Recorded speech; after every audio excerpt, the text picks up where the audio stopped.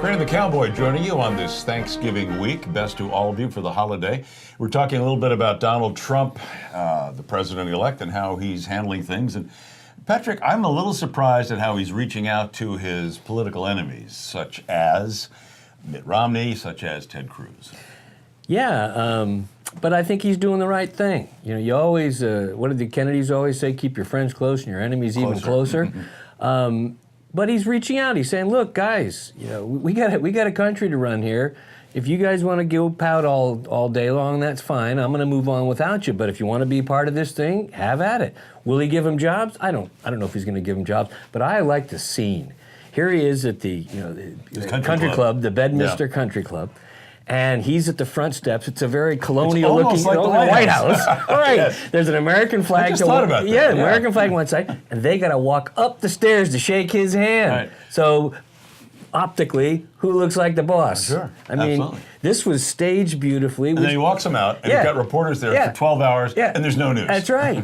he plays stagecraft already better than the experts. So. This is the exciting thing about this thing. We don't know what's going to happen. Right. We don't know exactly how long it's going to take to fill out the cabinet. You're already hearing names like Ted Cruz for the U.S. Supreme Court. Rudy Giuliani wants to be Secretary of State. I don't see that. I'm not sure I see Mitt Romney either, although Romney, in the eyes of liberals, would be a great choice because he's a little bit more moderate. Yeah, I love the liberals. They lose elections, and then they want to dictate who's going to be in the cabinet. Exactly. You know, Elizabeth Warren is up there getting red in the face, old Pocahontas, and she's sitting there, "We'll never approve Jeff Sessions." You know, it's like, oh, God, lady, shut up. I mean, they can't You can't filibuster every appointment. I know. Well, it's almost as if we get to choose his cabinet. Right. No, you don't. You lost. You're out of power. And it reminds me of the story I told you about in the old days when Dianne Feinstein was a young woman in San Francisco, and she worked for an opposing candidate against Mayor Joseph Alioto, who was a very popular figure. After the election, she comes up to Alioto and she says she'd like to work in his administration. And he said in that nasal voice, says, "Hey, little girl, you don't cash losing tickets at the winning ticket window." And that's what I tell these guys. You know, they're coming up with losing tickets at the horse race and they want to be paid. Well, they've been in power for so long. It's been 8 years, and I guess it's hard to shake it that you actually lost. We have been talking on this website really for months about Trump versus Hillary, about possibilities of a Trump presidency. And it's just lost on so many people that he actually got elected. We didn't think it was that much of a surprise. No, because it's the old, will the dog catch the car story. Well, the dog caught the car. And the media just was so flummoxed. You remember the first hours before all of a sudden it started to change in Trump's favor? Yeah. The media was already measuring the drapes for the new offices they were going to have. Because it started in New England, where they knew Hillary was going to win anyway. Exactly. And they just thought it was going to be a cascade across all 50 states. Right.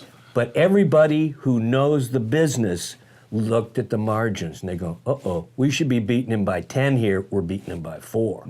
And those are in their states. So then you come to the other states and all of a sudden the whole thing flipped around. And you looked at so many crestfallen reporters, because as you know from your time at CBS, you know the business. If you're on a campaign and your candidate wins, you're probably going to be the next White House correspondent. Nancy Cordes from CBS News, I know she was buying a new dress for the inaugural. She was going to be the woman in the White House. I covered Bob Dole, which explains why I'm still here. But you know what I mean? If Bob Dole would have won, you're right in line because you're the guy with the campaign. I saw more crestfallen faces the next morning. Oh, you mean I got to go cover Congress again? Yeah, sorry, you lost. It's interesting that you mention that because having covered Dole, I know what you go through in a campaign. Trump would not let any reporters on his plane. He didn't have a press plane. They were just on their own. That's right. So it's a catch us when you can. Yeah. So even if you were back at Trump, you necessarily weren't going to go to the White House because he didn't like reporters anyway. Too bad. Yeah. Hey. Well, we'll see. Some other things to talk about. Just this whole idea of college students kind of, given juice boxes and Play-Doh and things like that. And it's almost like adults are acting that way too. It's like Trump's going to be the end of the world. It's almost like the idea of sportsmanship has gone out the window when it comes to politics.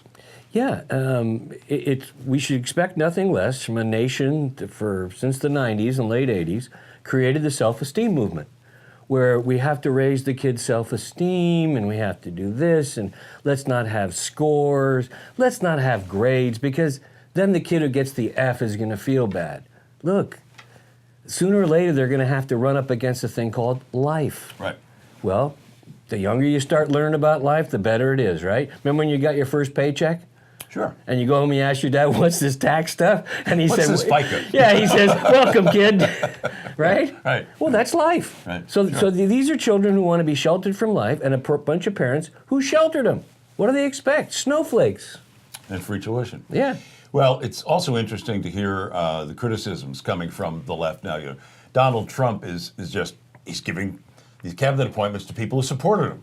Well, that's usually the way it goes. Yeah. They just happen to be white males in many cases, but Again, why? So if the cabinet is supposed to be divided, America is 12% black. So does that mean 12% of the positions have to be black, and women account for this percentage?